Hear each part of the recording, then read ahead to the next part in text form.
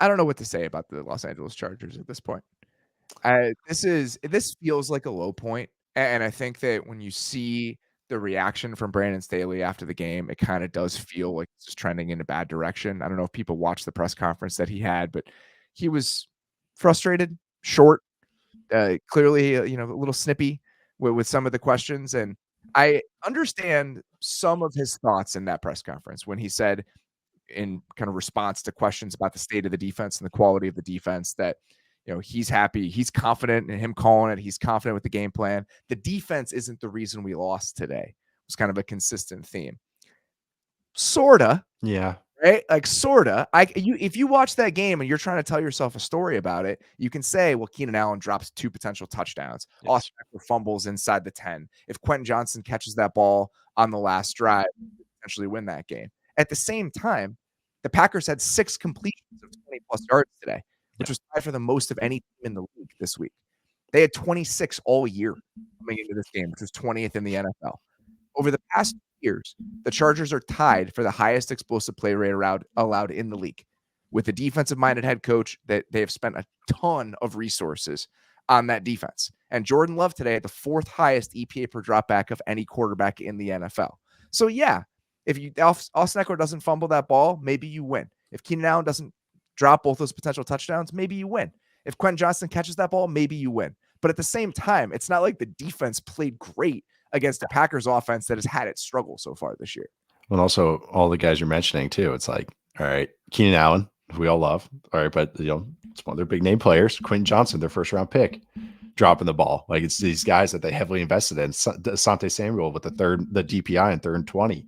It's like these players that they expect to be the needle movers, and they're the ones kind of causing the negatives. Keenan Allen's been phenomenal this year, so it's just like this is just one of those games where it just feels like it's just and then it gets a one at the end. So I mean, you know how it's going, even without the Brandon Staley press conference, is that Justin Herbert's spiking the football in his center. Oh man, that was when he's pissed off. Things are bad. But that drive, he went berserker. Oh man, he went berserker for most of this game. Yeah, he was awesome. He was awesome in this game. Man.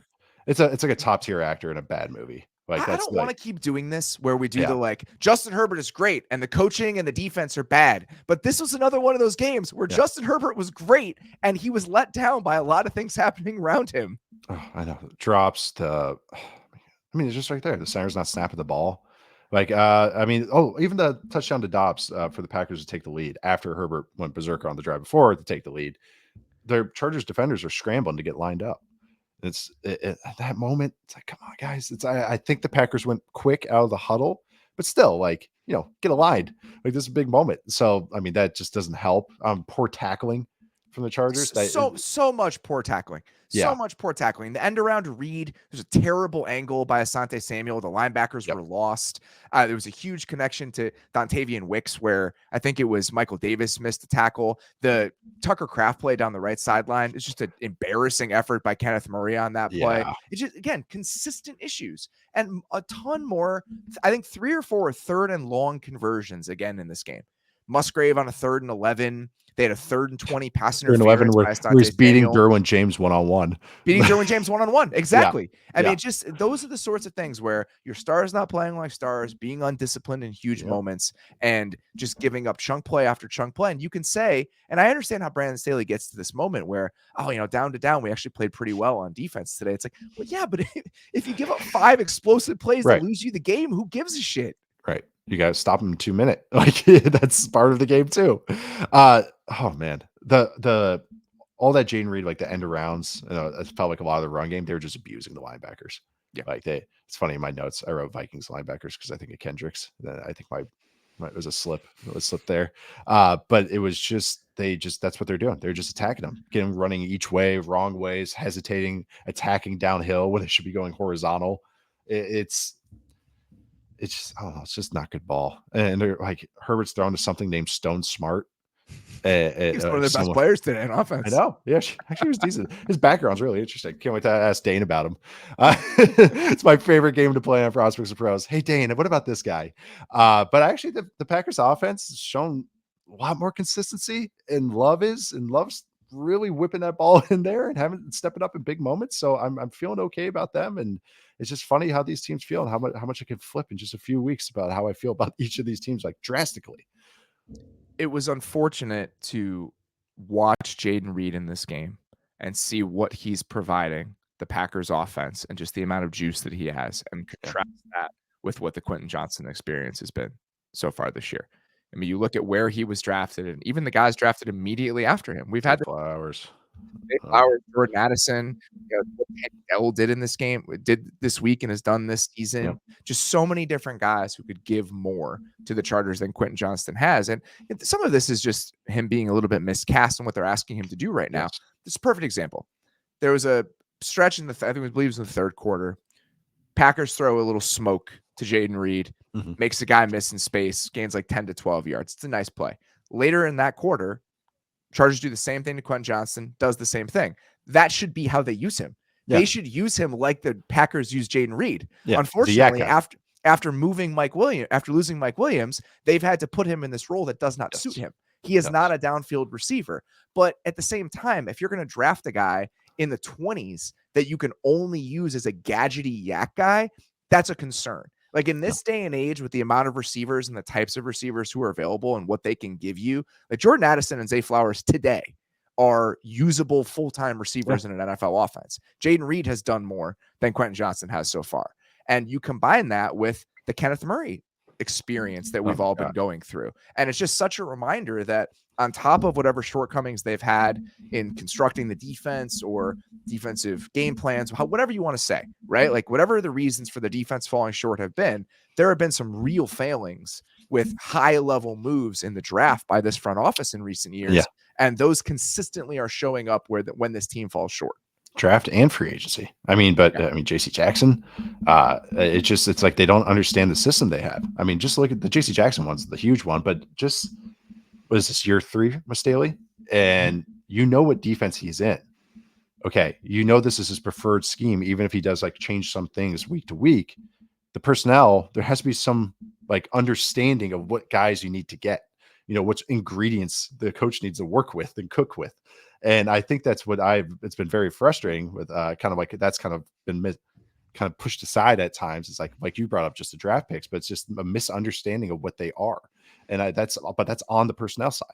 I think that's a very frustrating part about this Chargers team, because it feels like, this has been our show. Like, as we've, done this by year 4, it's like, this is kind of Chargers, like new era of Chargers with Staley and Herbert and all this. And it's like, we know what this defense is. We know it. And it's like, how do you guys in the building not go, hey, we need a nose. Hey, we need, a decent linebacker, because they're going to be put in conflict all the time.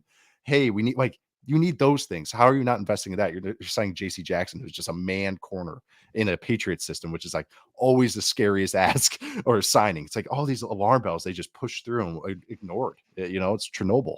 Like, that's what it feels like. They just, whatever, fail safe. Don't care. We're just going to push through it. And the entire point of this defensive system is to prevent explosive plays. And again, they've given up explosive plays at the second highest rate in the league over the last 2 years. What are you? Exactly. What are you doing? And that kind of feels like the moment we've arrived at with this regime. Yeah. Like, this was a chance when you think about the Burrow injury, the schedule that the Bills are going to face down the back half of the season. They had a very real shot coming into this game to reestablish themselves in the AFC playoff picture, despite how frustrating this season has been. And then they go on the road and do that against a 3-win Packers team that has really struggled for long stretches of this season. You're running out of reasons for why this group should be in charge. And I know that probably sounds harsh. I never like to say that people should lose jobs, but there were expectations for this team coming into this season. Those expectations were real. Those expectations have not been met. And now I think we have to have some pretty harsh discussions about what the future looks like because of that. Just some of these players just feel like bummers. Like I mentioned, Derwin James this season's kind of been like that the whole year. The vibes are awful. Awful. Just the tackling on the two in the last couple of minutes of the game, where it was just like, you could just like, it was optional. Like, it's like, I don't really want to lay out for that. Like, really, you could see it and feel it. But just all these guys just feel like they just have just, degraded each year. They feel 90% the last year and then 90% the next year, like of just each 80% of that. Like, it just, James is one of them. Khalil Mack, of course, Joey Bosa keeps getting hurt. Just all these guys. shoot, just like I'm blanking on his name right now, but just I feel like all these guys are just have. Oh, Austin Eckler today. It's Yeah. like, oh man, that was just Oh, felt gets caught from behind. that got memed. I That know should have been a touchdown. It's just yeah, but that like run was kind of like that's the Chargers. It's like, oh, there's yeah. some excitement, and it just kind of falls apart. And that was the drive where Keenan tough. Allen gets hit in the face with the ball, and they, Yep. they don't score a touchdown. The aristocrats like that, but oh man, it was a bummer. Like those kind of plays are just bummers to watch, especially when you have a quarterback playing like that. Well, guess what? They get the Ravens next week on Sunday Night Football, so things get a lot better, a lot faster. I don't think that this isn't a team that does a lot of drastic things in season. I'd be very surprised if that ended up happening, but it really does feel like we're trending toward an ending that a lot of people can probably predict. And I don't know what it looks like. This team went all in this year. Some teams, the idea that the Browns went all in, I think some people were saying that last week after the Deshaun Watson injury. That's not true.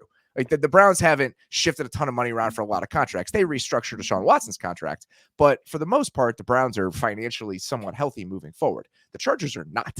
Yeah. Like the Chargers moved a lot of money into next year. They maxed out for this year, and this is the product that you're getting at the end result of that, and that is truly disappointing. Yeah, no, it's bad ball.